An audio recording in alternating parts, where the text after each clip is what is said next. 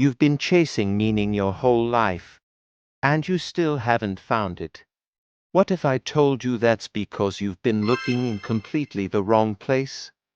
Alan Watts spent decades trying to crack open one of the biggest questions we face as human beings.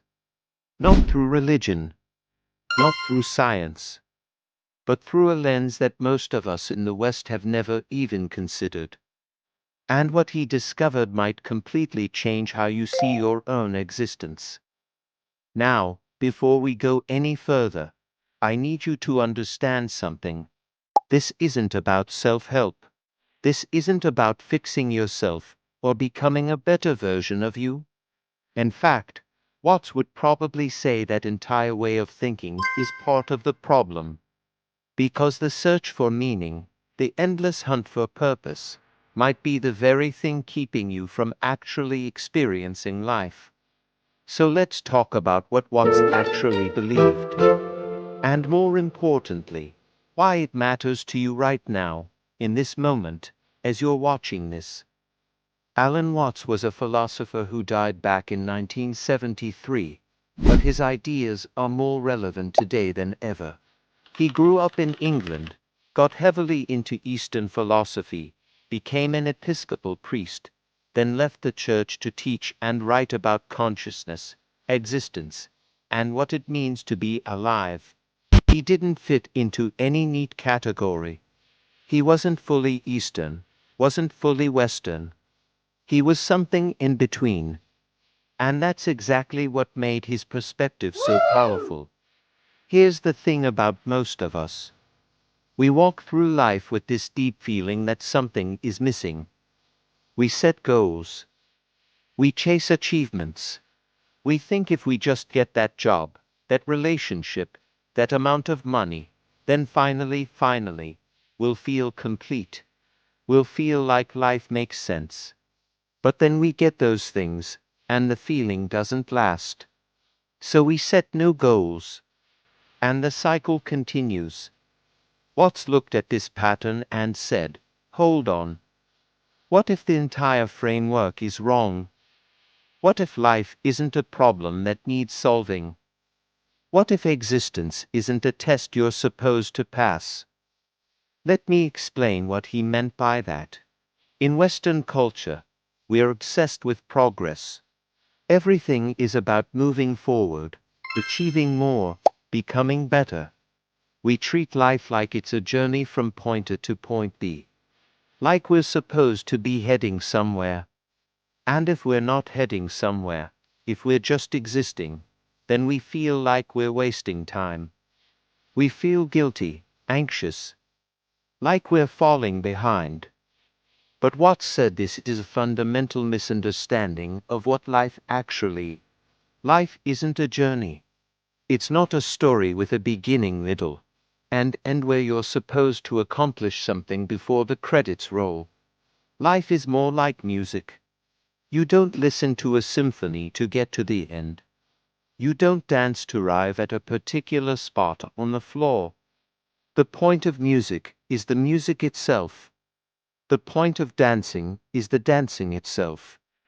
And the point of life, according to Watts, is living itself. Now, I know what you're thinking. That sounds nice, but what does that actually mean? How does that help me when I'm stressed about work, worried about the future, or feeling like my life lacks direction? This is where Watts pulls in ideas from Buddhism, Taoism, and Hinduism. And this is where things get really interesting. In Eastern philosophy, there's this concept that the self, the I that you think you are, is actually an illusion. Not in some weird mystical way, but in a very practical, observable way. Think about it. When you say I, what are you actually referring to? Your body. But your body is constantly changing. The cells that made up your body 7 years ago are almost all gone now. Your thoughts. But thoughts come and go. They appear and disappear. Your memories. But memories are unreliable, constantly being rewritten. your personality. But that changes depending on who you're with and what situation you're in. So what is this I that you're so sure exists? Watts said that the self is more like a process than a thing. You're not a fixed, isolated entity walking around in a world that's separate from you. You're a part of the world. You're an expression of the entire universe, just like a wave is an expression of the ocean. The wave isn't separate from the ocean. It's just what the ocean is doing in that particular spot, at that particular moment. And here's why this matters. If you see yourself as a separate, isolated individual, then life becomes a struggle. It's you against the world. You have to fight for your place, defend your identity, prove your worth. But if you see yourself as part of a larger whole, then suddenly that struggle dissolves. You're not fighting the universe. You are the universe. You're what the universe is doing right here, right now. This shift in perspective changes everything. It changes how you relate to other people. It changes how you experience challenges and setbacks. It changes your relationship with time itself. Let's talk about time for a second, because this is where most of us get really stuck. We spend almost all our mental energy either thinking about the past or worrying about the future. We replay conversations that already happened. We stress about things that might happen tomorrow or next year. And meanwhile, the only moment that actually exists, the only moment where life is actually happening, is right now. This present moment. And we're completely missing it because our minds are somewhere else. Watts talked about this constantly. He said we've turned life into a constant state of preparation. We go to school to prepare for college. We go to college to prepare for a career. We work hard in our career to prepare for retirement. And then we retire and realize we never actually lived. We were always preparing for some future moment that we thought would be better, more complete, more meaningful. But that moment never comes. Because we're always projecting it into the future. This is what Watts meant when he said we're living in a state of chronic tension. We're constantly leaning forward, reaching for something that's always just out of reach. And in doing so, we miss the only thing that's real, which is what's happening right now. Now, here's where people usually get confused. They hear this and think, okay, so I should just stop planning. I should quit my job and live in the moment like some kind of hippie. But that's not what Watts was saying at all. Planning has its place. Thinking about the future is useful. But there's a difference between practical planning and psychological time. Practical planning is when you need to book a flight or save money for something specific. Psychological time is when you believe that your life will finally begin when you achieve some future goal. When you lose the weight. When you get the promotion. When you find the relationship. That's the trap. Because your life is already happening. Right now. And if you're not present for it, you're not really living. So how do you actually live in the present? How do you break out of this pattern? This is where Watts gets really practical. And it's simpler than you might think. But simple doesn't mean easy. The first thing is awareness. Just becoming aware of how your mind works. Notice how often you're lost in thought. Notice how often you're replaying the past or rehearsing the future. You don't have to judge it or try to stop it. Just notice it. Because the moment you become aware that you're lost in thought, you're no longer lost in thought. You're awake. You're present. Watts used to say that the mind is like a stream. Thoughts are constantly flowing through it. But most of us are so identified with our thoughts that we think we are the stream. We think we are our thoughts. But you're not your thoughts. You're the awareness that's observing the thoughts. You're the space in which thoughts appear and disappear. And when you realize that, when you actually experience that directly, something shifts. You stop taking your thoughts so seriously. You stop believing every story your mind tells you about who you are and what your life means. And in that space, something else becomes possible. A different kind of awareness. A different kind of presence. Watts called this the wisdom of insecurity. Most of us spend our entire lives trying to create security. Financial security, emotional security. We want guarantees. We want to know that everything's going to be okay. But life doesn't work that way. Life is fundamentally uncertain. Things change. People change. Circumstances change. And the more we resist that, the more we suffer. But if you can accept the uncertainty, if you can actually embrace it, then you're free. Because you're no longer clinging to some fixed idea of how things should be. You're open to what actually is. And what actually is always more interesting, more alive, more real than whatever story you were telling yourself. Let me give you an example. Think about a time when something didn't go according to plan. Maybe you lost a job. Maybe a relationship ended.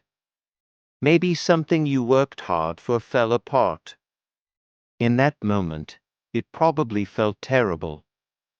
Like your world was collapsing.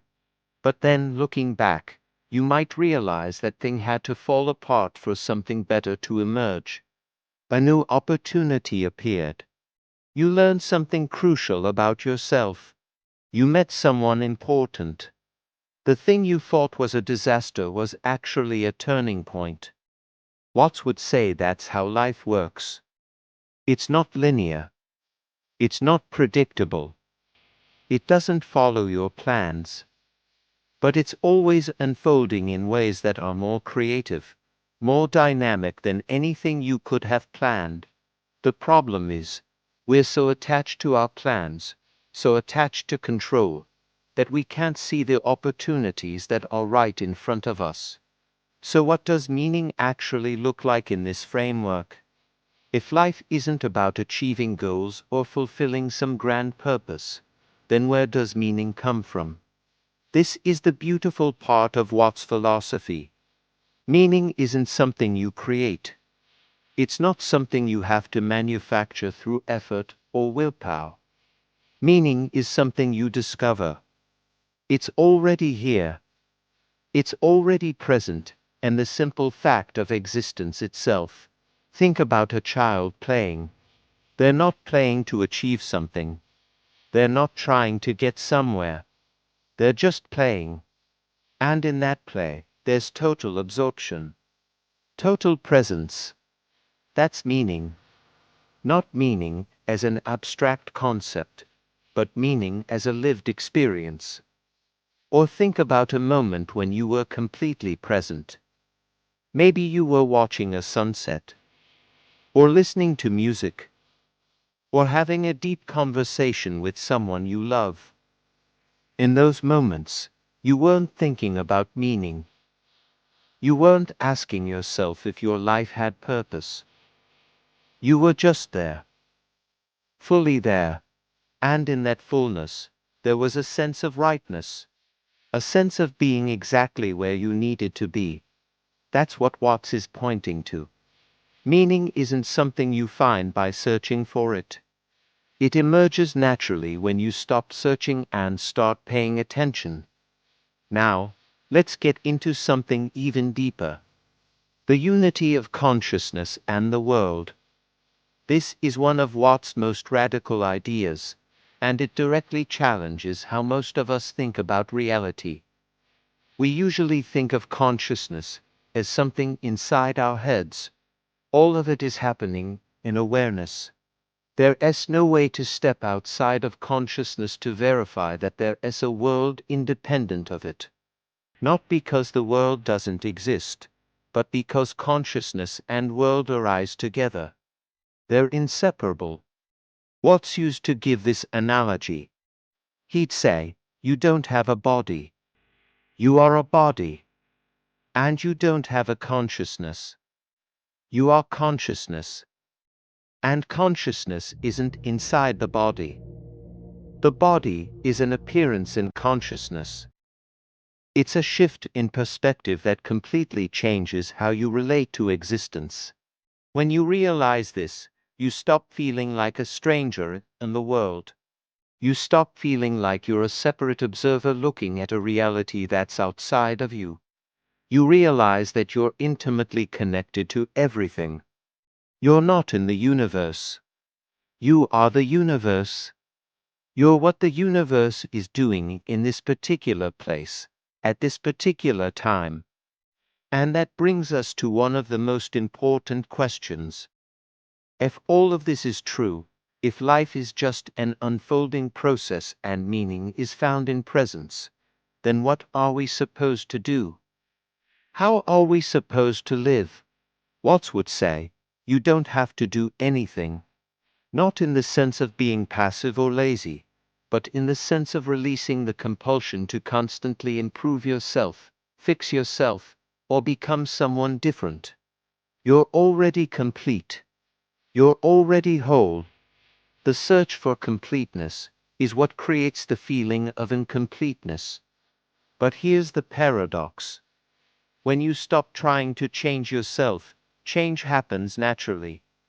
When you stop forcing life to be a certain way, life flows more easily. It's like trying to fall asleep. The harder you try, the more awake you become. But when you stop trying and just relax, sleep comes on its own. This is what Watts called the wisdom of non-doing. It doesn't mean doing nothing.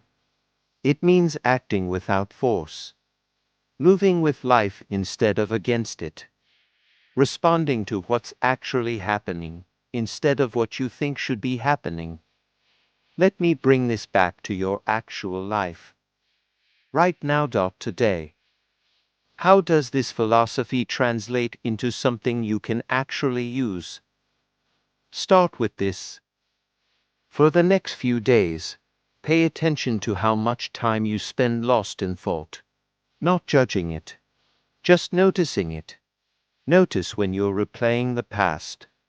Notice when you're worrying about the future. And in those moments, gently bring your attention back to what's actually happening right now. The sensation of breathing. The sounds around you. The feeling of your body. Whatever is actually present. That's it. That's the practice. It sounds simple, but it's profound. Because every time you do that, you're waking up. You're stepping out of the dream of psychological time and into the reality of this moment. And as you do that more and more, something starts to shift. Life becomes more vivid, more real. The things you were worried about don't disappear, but they lose their grip on you. You start to see them as just thoughts. Just mental movies. Not reality itself. You also start to notice something else. The beauty that's already here. The richness of ordinary experience. The way light hits a wall. The sound of rain. The taste of food. Things you've been walking past your entire life suddenly become interesting again. Not because they've changed, but because you're actually present for them. And in that presence, meaning reveals itself. Not as an idea. Not as a belief. But as a direct experience. A sense of aliveness. A sense of connection. A sense that despite all the chaos and uncertainty, there's something fundamentally okay about being here. About existing. That's what Watts spent his life trying to communicate. not as a belief system you have to adopt, but as something you can verify for yourself through direct experience. He wasn't asking you to believe anything. He was inviting you to look, to pay attention, to wake up to what's actually here, instead of living in the stories your mind tells you about what should be here. And that invitation is still open. Right now, in this moment, as you're reading these words, you can choose to stay lost in thought, planning the future, analyzing the past. Or you can choose to be here, fully here, aware, alive. The choice is always yours. And it's always available. Not someday when you figured everything out. Not when your life is perfect. But right now. Because right now is all there ever is. So maybe the question isn't, what's the meaning of life? Maybe the real question is, are you awake enough to experience the meaning that's already here? Are you present enough to notice the richness of this moment? Are you aware enough to realize that you're not separate from existence, but an expression of it? These aren't questions you answer with words. They're questions you answer by living, by paying attention, by letting go of the constant struggle to be somewhere other than where you are. And when you do that, even for a moment, you'll understand what Watts was pointing to. Not as an abstract philosophy, but as a living reality. A way of being that doesn't require belief or effort. Just awareness. Just presence. Just this. That's the gift of Alan Watts' philosophy. It's not a new religion. It's not a self-improvement system. It's an invitation to stop, to look, to listen, and to realize that everything you've been searching for has been here all along. Not hidden in some distant future, but here, now. In the simple fact of being alive. And maybe that's the most radical idea of all. That you don't need to become someone different to experience a meaningful life. You just need to wake up to the life you're already living. If this resonated with you, subscribe for more.